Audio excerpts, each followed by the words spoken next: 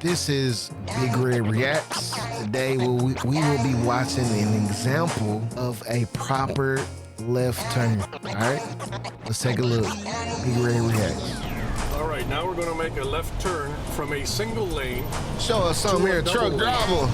Remember that we're starting beside the double yellow lines, so we are going to finish beside the double yellow lines in the center. Procedure is to go straight out. When your driver's door meets straight out, wide turn. The two lanes of traffic, in which in this case is the double yellow line, you commence your turn and start aiming to the second lane or the curb lane.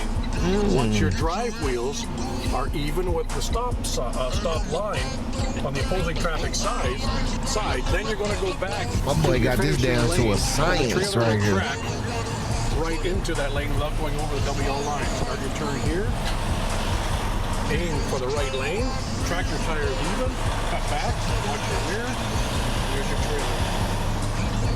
trailer. Beautiful. Big Red Reacts. Be sure to like, share, and if you want to see more content, be sure to subscribe, guys. Big Red Reacts.